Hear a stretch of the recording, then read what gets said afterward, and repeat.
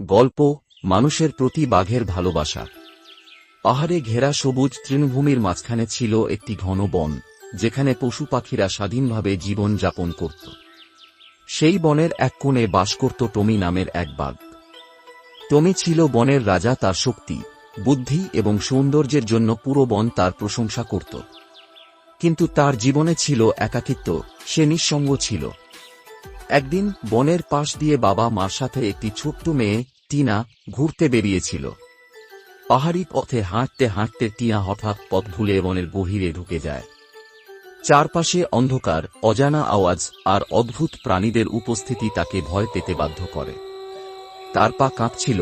তখন টিনা বলতে লাগল, মা, মা, বাবা, তোমরা কোথায়? বাবা, আমাকে নিয়ে যাও, আমার অনেক ভয় করতেছে। মা, মা গো, তোমরা কোথায়? এই বলে টিনা কাঁদতে লাগল এবং সে তার বাবা মাকে খুঁজতে খুঁজতে ক্লান্ত হয়ে পড়ে। টমির সাথে সাক্ষাৎ। বনের এক ঝোপের পাশে বিশ্রাম নেওয়ার সময় টিনা হঠাৎ টমির সামনে পড়ে। বড় চকচকে চোখ এবং বিশাল দাঁতের চেহারা দেখে টিনা আতঙ্কিত হয়ে কান্না শুরু করে। প্রথমে টমি তার শিকার ধরার সুযোগ ভেবেছিল, কিন্তু মেয়েটির মায়াভরা চোখ আর নির্দোষ কান্নার শব্দ তার মনকে নরম করে দেয়। সে বুঝতে পারে এই ছোট্ট মেয়েটি তার শিকার নয়, বরং সে সাহায্যের জন্য এসেছে। মায়া এবং সম্পর্ক। টমি নিজের মন পরিবর্তন করে এবং টিনাকে আদর করতে শুরু করে এবং বলল, টিনা, তুমি ভয় পেও না। আমি অনেক হিংস্র হতে পারি, কিন্তু আমি তোমার কোনো ক্ষতি করব না। চলো, তোমাকে আমার গুহায় নিয়ে যাই। এই বলে টিনাকে তার গুহায় নিয়ে যায়, যেখানে সে আগে কখনো কাউকে আশ্রয় দেয়নি। টমি শিকার করে ফল ফ্রুট নিয়ে এনে টিনাকে খাবার দেয়।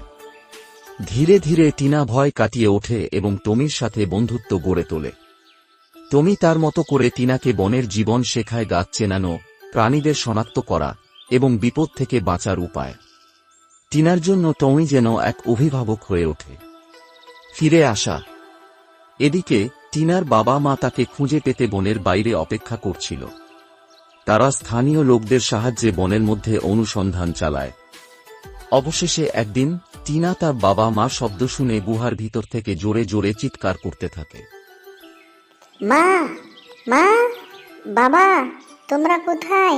আমি এখানে, মা। তারা টিনার চিৎকার শুনে টমির গুহার কাছে পৌঁছায়। টমি প্রথমে তাদের দেখে সতর্ক হয়, কিন্তু টিনা যখন দৌড়ে গিয়ে তার মা বাবার গলা জড়িয়ে ধরে, তখন টমি বুঝতে পারে এটি টিনার প্রকৃত পরিবার। শেষ অধ্যায়ে টিনার বাবা মা টমিকে ধন্যবাদ জানায় এবং টিনাকে নিয়ে ফিরে যায়। কিন্তু টিনা এবং টমির সম্পর্ক কোনোদিন শেষ হয়নি। মাঝে মাঝে টিনা তার বাবা মার সাথে বনের প্রান্তে এসে টমির জন্য খাবার রেখে যেত। টমি পাহাড়ের চূড়ায় বসে টিনার পথ চেয়ে থাকত। এই সম্পর্ক ছিল নিঃস্বার্থ মমতা এবং বন্ধুত্বের এক চিরন্তন উদাহরণ। টমি আর টিনার গল্প পাহাড়ের প্রতিটি পাখি আর গাছের পাতার ফিসফিসানিতে থেকে গেল। গল্পের শিক্ষা, কখনো কখনো ভয়ঙ্কর প্রাণীদের ভিতরেও ভালোবাসা জন্মায়। নতুন নতুন ভিডিও পেতে সাবস্ক্রাইব করুন এসএনএস বাংলা অ্যানিমেশন চ্যানেল।